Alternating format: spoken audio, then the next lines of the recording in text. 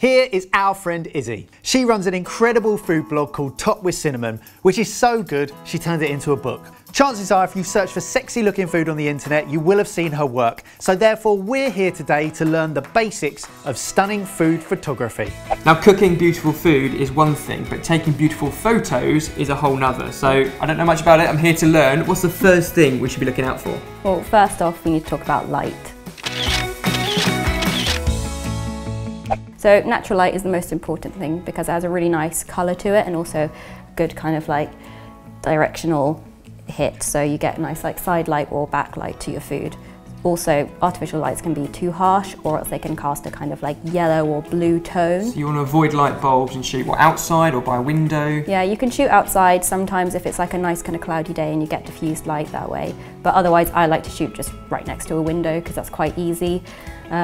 But second of all, like I just talked about, you just need to have diffused light. So a cloudy day is perfect, basically. Or else you can take a bed sheet, just like hang it up next to your window. It will diffuse the light and kind of soften it so the shadows aren't too strong on the light. And then you'll just get a nice kind of soft shadow on your food and it will look beautiful. There are kind of two main angles that I would use. So either top down, where you're shooting with the camera lens above the food. Yep. That's really good for phones because the camera works really well with that kind of angle. And second of all, I like to shoot kind of straight on or just with a little bit of an angle on it. I call it 3/4 angle. I'll like pull out and then it means that I'll have a nice big shot of everything so you can kind of see the whole scene and the different composition of different things. The real sort of mood of the dish. Exactly, and then you can go straight in and get like textures in the actual food and see more details like dripping chocolate or like which we know is important with food. It's all about smell, what it looks like and the texture, so you've got to get that in the photo. Yeah, of course. You'll want to have different backgrounds or fabrics which you can shoot on. So I have lots of pieces of different wood that I've just found and just put together in a little square. You don't need that much to kind of fill the frame of the camera. At the end of the day, the food is the really important thing. You have to make it look really good. If it looks good to the naked eye, then it's going to look good on your phone or on your camera.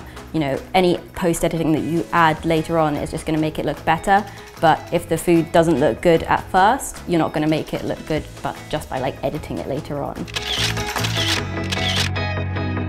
The three main things that you'll need for food photography are ISO, shutter speed and aperture. So first we're going to talk about ISO, which is kind of how sensitive the camera is to light. So the higher the ISO, the more sensitive the camera is to light. The only problem is the higher the ISO, the grainier the photo will become.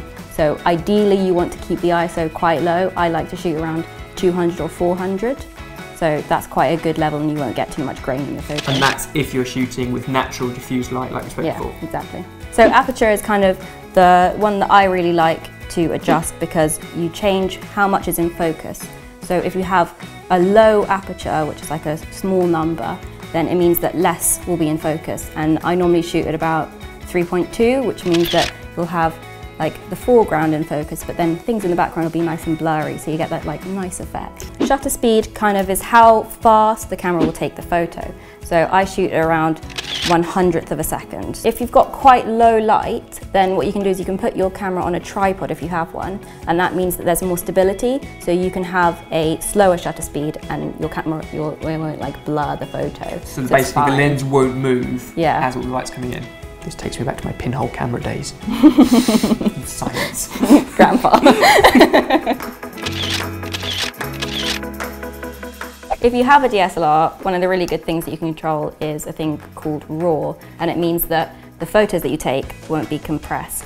And compression is where basically they take all the little kind of details of your file and they smush it up into one little ball so that it makes it a smaller file size. Easier to transfer. Yeah, exactly, and it takes up less space on your computer and everything. But it means that you also lose some of the kind of information about the photo you've taken. So if you shoot in RAW, you'll have a really big file size, but it means that when you're editing the photo later on, you can do more with it. Exactly, and it kind of stays more true to the image that you've taken, rather than adding a layer of editing on top. It edits the actual information that you've got on the camera. Izzy, thank you very much for inviting us into your home and showing us how food photography can be done so beautifully. If you want to see loads more from Izzy, check out her blog, TopWithCinnamon. We'll put the links down below. And check out her profile on Sorted Food, where you're uploading amazing stuff all the time.